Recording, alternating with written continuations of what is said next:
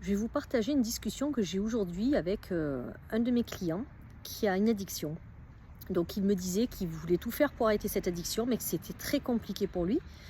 Son épouse est très fatiguée, elle ne sait pas trop comment l'aider, mais elle veut à tout prix l'aider.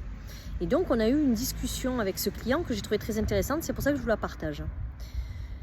Je lui disais que le mieux était d'essayer de se mettre à la place de son épouse et que son épouse se mette à sa place. Il m'a dit oui, je le sais, j'essaie de me mettre à sa place, je la comprends tout à fait, mais ça ne me suffit pas pour arrêter cette addiction que j'ai. Et en discutant, je lui ai dit, écoutez, le mieux ce serait que vous vous voyiez pendant votre addiction, que vous voyiez votre état pour mieux la comprendre.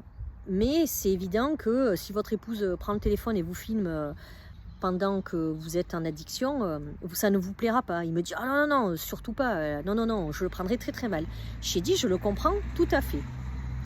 Ce serait peut-être une solution pourtant envisageable, mais pour ne pas que la vidéo vienne de votre épouse, il faut que les choses viennent de vous.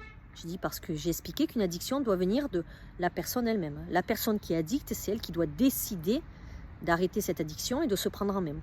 Si elle le fait pour les autres, pour sa femme, ses enfants, ça n'aura pas la même portée et elle pourra, voilà, ça peut créer des tensions. Donc j'ai dit le mieux c'est de faire les choses pour vous.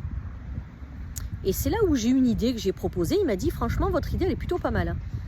Je lui ai dit plutôt que ce soit votre épouse qui vous filme pendant que pour le coup là c'était de la drogue, pendant que vous êtes drogué.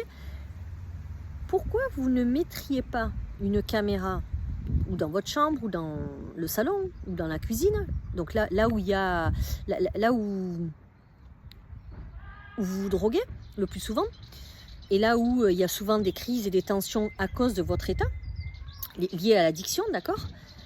À ce moment-là, c'est vous qui mettez la caméra, c'est vous qui décidez de la mettre, et je lui ai dit, vous expliquez à votre épouse que cette caméra, c'est pas du tout pour la surveiller, non, c'est pour vous donner l'occasion de vous voir dans quel état vous vous mettez quand vous êtes sous addiction et pour qu'il y ait une prise de conscience. J'ai dit parce que moi je fonctionne beaucoup par je fonctionne beaucoup par prise de conscience, et pour qu'il y ait une prise de conscience, il est parfois nécessaire qu'il y ait un électrochoc.